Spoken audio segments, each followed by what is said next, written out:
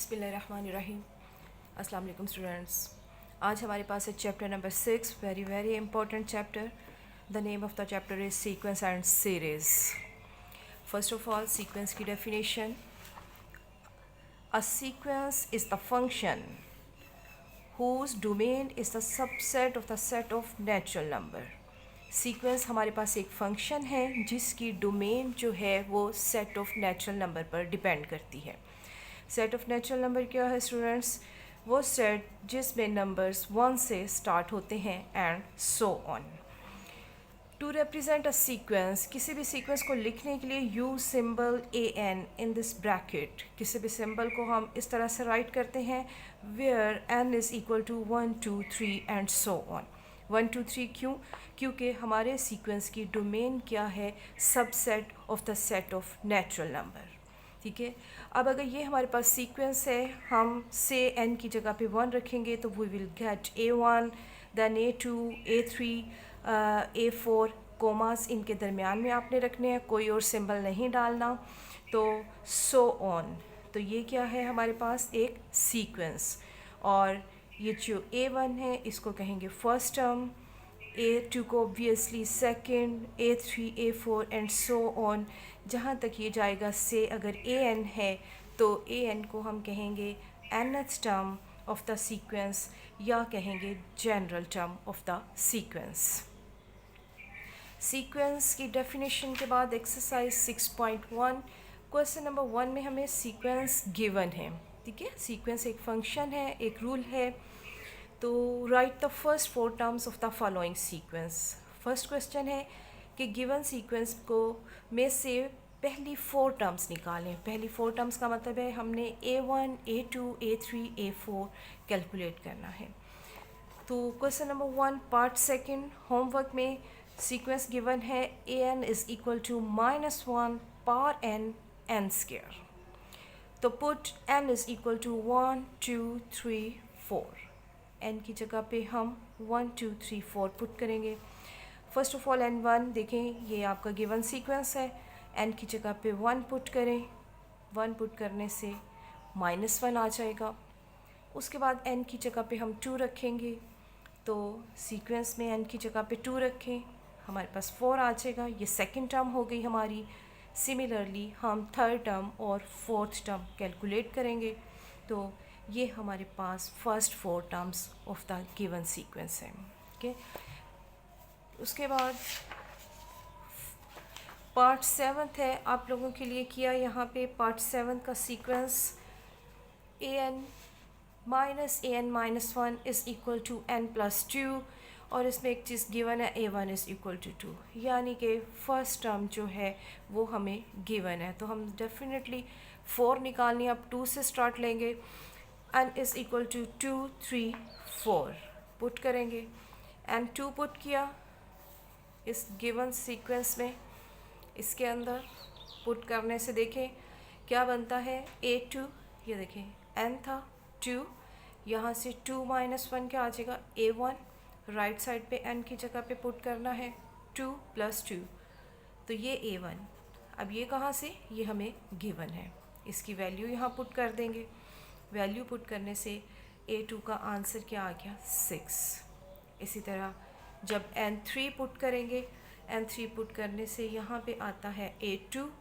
अब A2 की value previous term है हमारे पास, ऑलरेडी फाइंड आउट कर चुके हैं। A2 की वैल्यू 6 यहाँ पे पुट करें। और इसी तरह से जब n4 पुट करेंगे, इसमें A3 की हेल्प लेंगे, उसकी वैल्यू पुट करेंगे।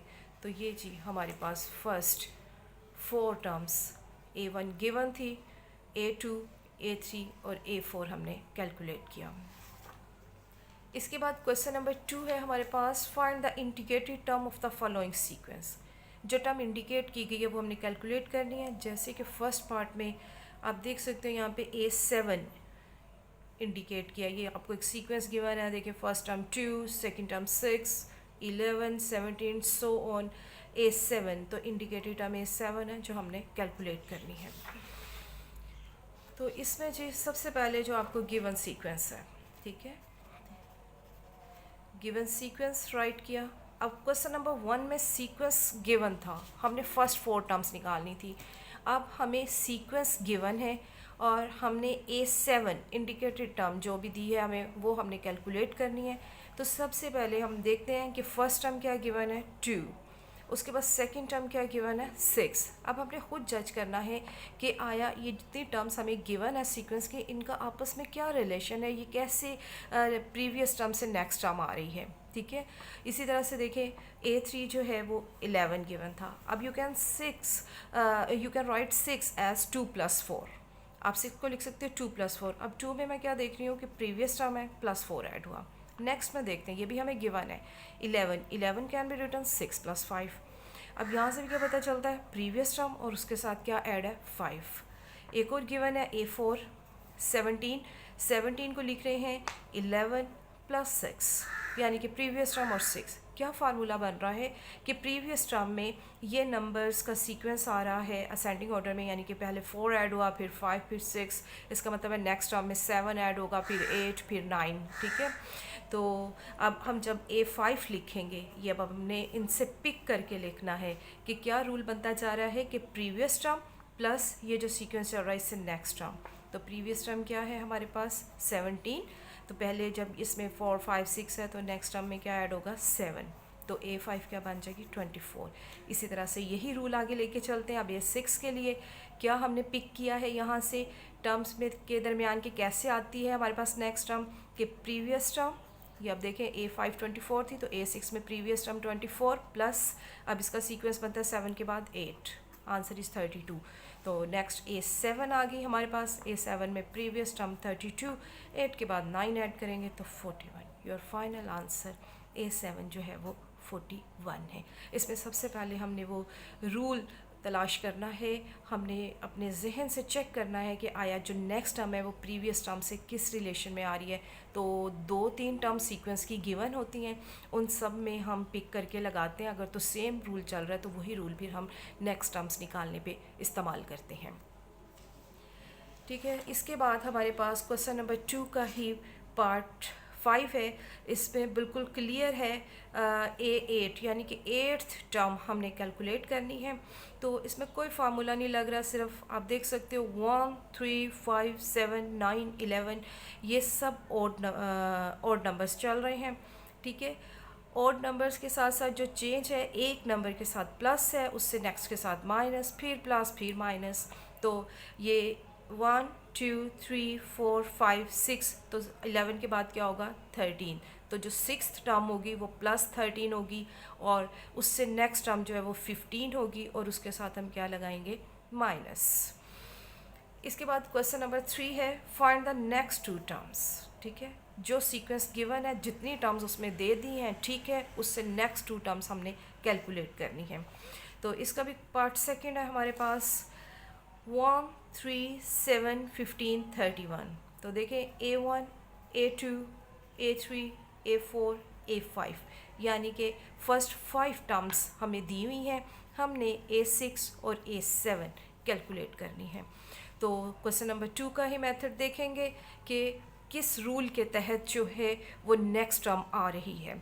तो A1 1 है, A2 की वैल्यू 3 है, 3 को लिख रहे हैं 1 + 2। ठीक है, 1 में फिर देखें प्रीवियस टर्म का इस्तेमाल हुआ, साथ में 2 ऐड हुआ। अब A3 7 है, 7 को राइट कर रहे हैं 3 + 4। लेकिन अब देखें ये वाला सीक्वेंस नहीं चल रहा जो कि क्वेश्चन नंबर 2 में था। अब इसमें क्या चेंज आ रहा है कि देखिए प्रीवियस टर्म ली, फिर अब इसकी ये कंसेक्टिव टर्म है यानी कि 1 से आगे 2 होता है। इसी तरह 7 है, 7 में भी हमने जज किया प्रीवियस टर्म 3 थी तो 3 + 4 यानी कि कंसेक्टिव टर्म्स, ये कंसेक्टिव नंबर्स हो गए हमारे पास। अब A4 है, 15 है, तो 15 को राइट कर सकते हैं 7 + 8। फिर से यूज़ हुआ कि प्रीवियस टर्म प्लस उसकी नेक्स्ट टर्म यानी कि 7 + 8। तो A5 31 गिवन है, प्रीवियस टर्म 15, 15 + 16। ठीक है, अब जब हमने A6 लेना है तो प्रीवियस टर्म 31, 31, 32 ऐड करेंगे तो ये क्या आ जाएगी 63। और A7 है, प्रीवियस टर्म क्या लेंगे 63, तो इसकी नेक्स्ट यानी कि कंसेक्टिव टर्म 63, 64 दोनों को प्लस करेंगे तो क्या आ जाएगा 127। ये यहाँ पे ये फार्मूला हमने खुद बनाना होता है, जिससे फिर हमें पता चलता है कि हमने नेक्स्ट टर्म्स कैसे लेनी है। तकरीबन ज़्यादातर सवाल हो गए हैं, 3 का भी जो फोर्थ पार्ट है वो बिल्कुल 2 के ही पार्ट जैसा है। इसमें भी वही सीक्वेंस है कि ऑड नंबर्स चल रहे हैं, एक के साथ प्लस है और एक के साथ माइनस। तो क्वेश्चन नंबर 1 के आपने रिमेनिंग क्वेश्चंस करने हैं, सीक्वेंसेस गिवन है, उसमें आपने फर्स्ट 4 टर्म्स कैलकुलेट करनी है।